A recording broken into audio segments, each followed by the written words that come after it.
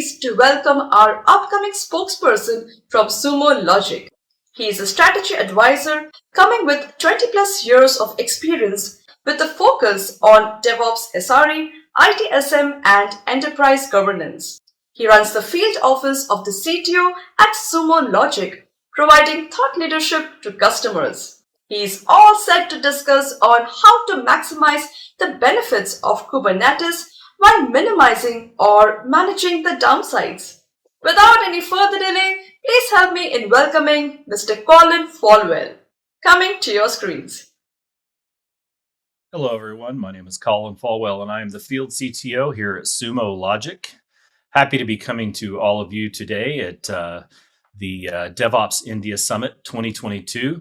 Talk to you today about monitoring and optimizing Kubernetes deployments, and just wanted to spend a little time with you, give you some ideas, give you some things to think about as you guys work on really optimizing and getting into understanding the inner workings of Kubernetes and everything that's going on with it. Consider this. Kubernetes, first off, it's complex. When you add your applications into a Kubernetes environment, you are adding a layer of complexity. You're doing GitOps. You're going from kind of zero to Kubernetes. You've been working at it maybe in a development environment. You're wanting to take this to production. There's a lot to consider, a lot to think about. I had a recent study I was looking at on some sites, and Red Hat actually had a survey out recently. They did a survey of all of their customers really that are running Kubernetes and doing containerization. And of those, I think they surveyed about 1,000 participants. Of those that they surveyed, 86% were using Kubernetes. Out of those 86%, only 50%, half of those that were doing Kubernetes in the lower environment actually were using it in production. 98% of those correspondents or those respondents in that survey that were running in production had, within the last 12 months, experienced some kind of an outage or a security breach.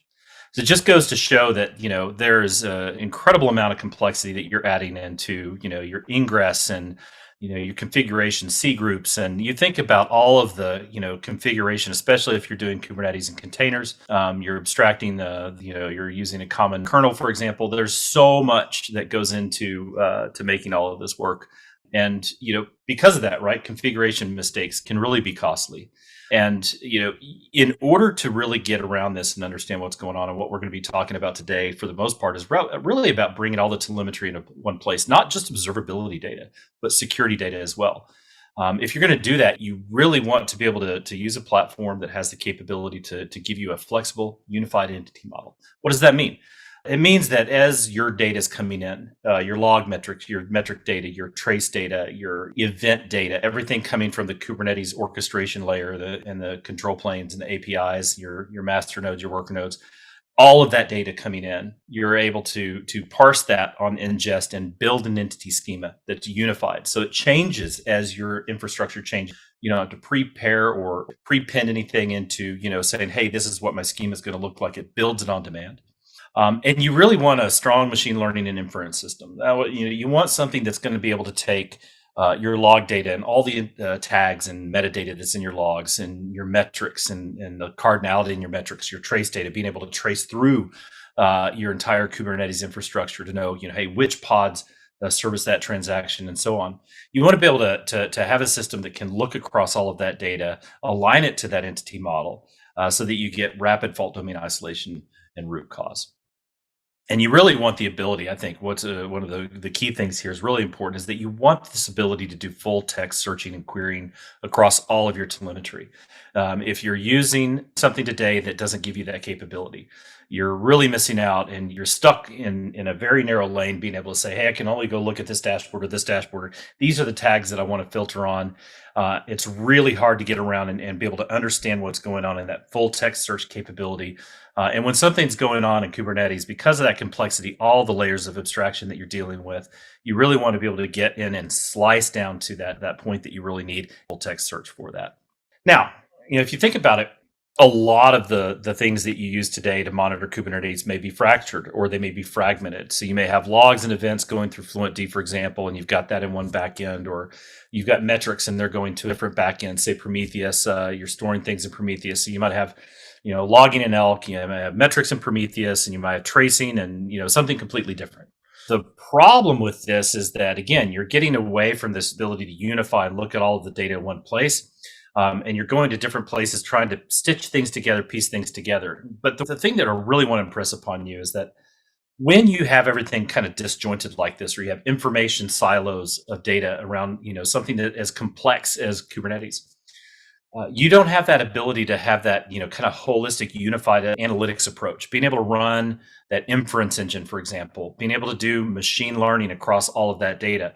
You've got segments of data, and you've only got one dimension of data versus having all data and being able to have many, many, many dimensions or very high cardinality of data. So your ML and the capabilities that your system can provide in terms of being able to do machine learning root cause analysis, all of that improves when you can bring all of that data together in one place. Here at Sumo, what we're doing is we're really unifying that observability. So logs, events, metrics, traces, security, Falco, all of this is going through a common platform. We're able to enrich all of this. We do this very easy deployment with Helm. You can use Terraform. But the thing I want you to take away here is that we bring all of this data together. And in fact, one of the things that we're really working on right now with the next release of our Helm is we're taking OpenTelemetry and we're moving that up and down the stack. So FluentBit is going to be kind of the first thing to go, and then FluentD. We found that OpenTelemetry, in terms of the OpenTelemetry collector, can do metadata enrichment and can do all of that processing, the things that we use FluentD and FluentBit for today, for example.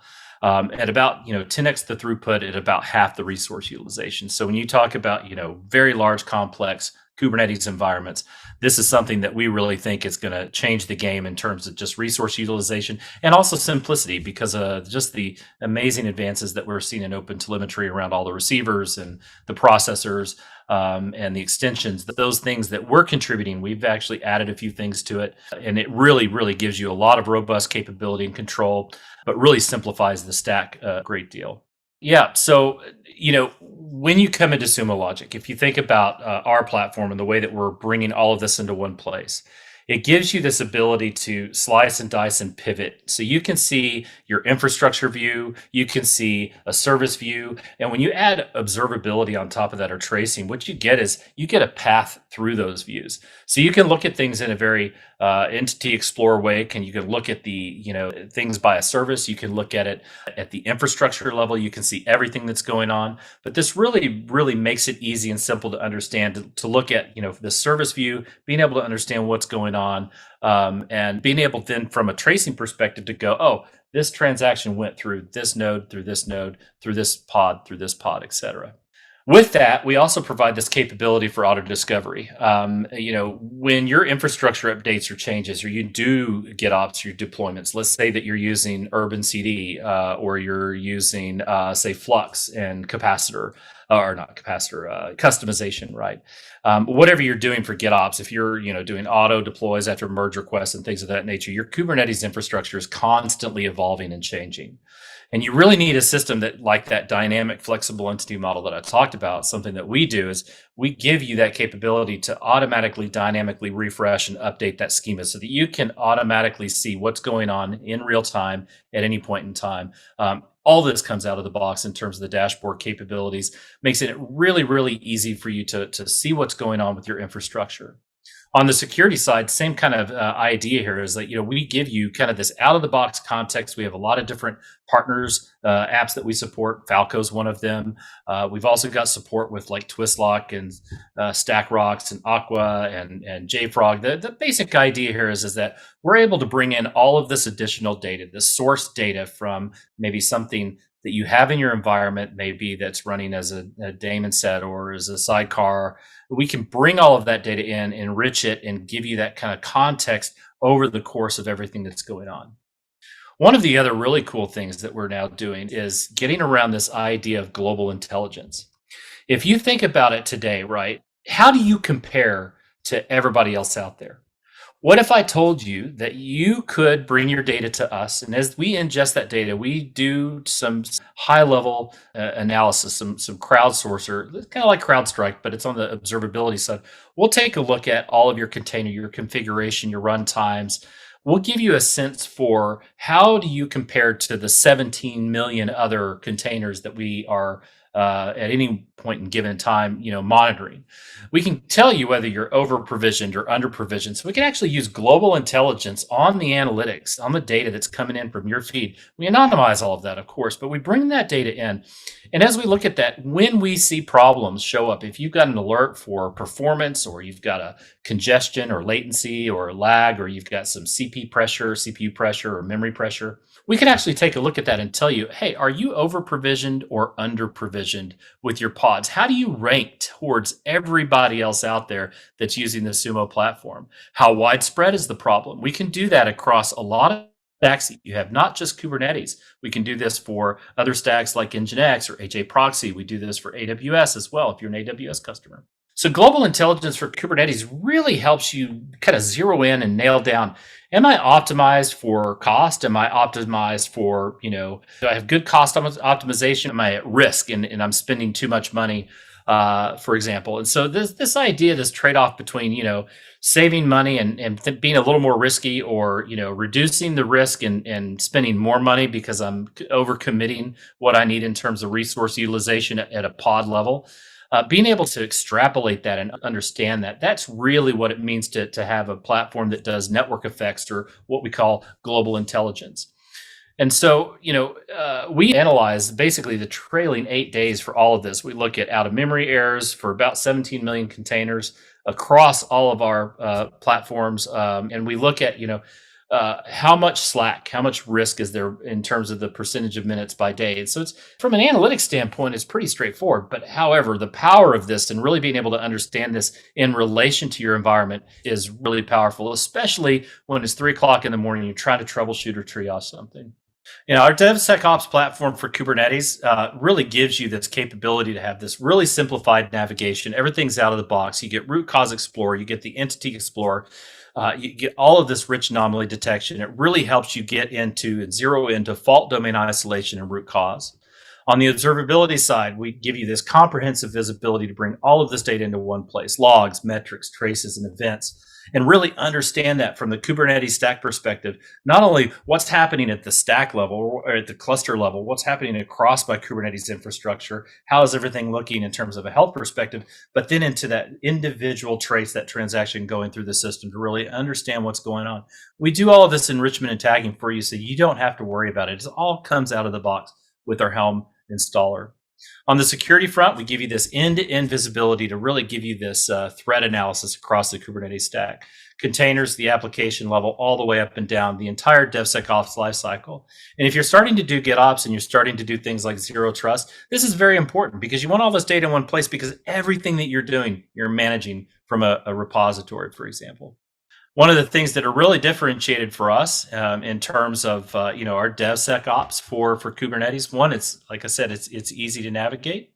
It improves the customer experience overall. From an observability standpoint, it's one source of truth. All of this data that's coming in, it's immutable, it's auto-discoverable. We can bring it in from just about anything in terms of your tool chains or your telemetry pipelines. And we're specifically, purposely built for Kubernetes. And it doesn't matter whether you're bringing your own Kubernetes, or you're running a cloud version of Kubernetes, or even container Kubernetes like ECS. It doesn't matter to us.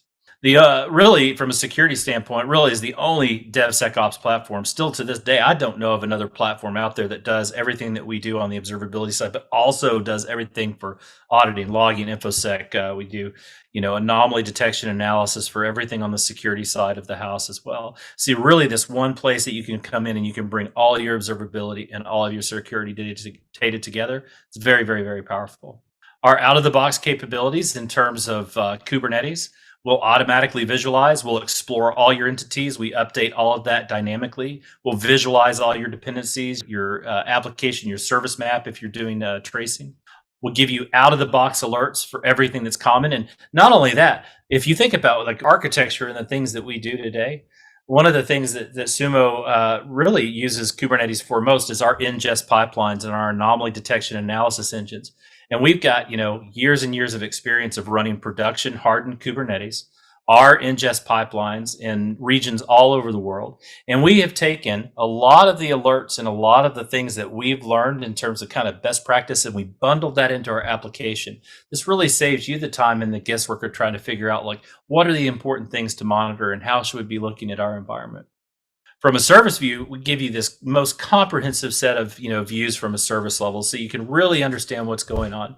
Our service load reflects in bubble size on everything that we're doing from a service map view. So if you're looking at the service map, you're seeing how everything is connected together. You're able to understand what's busy, what's not busy, where am I getting errors, not getting errors. I can see the connection between all of this, and I can see the health of everything in one single view. I really appreciate your time today. I hope you guys enjoyed this. Take care. Have a wonderful day.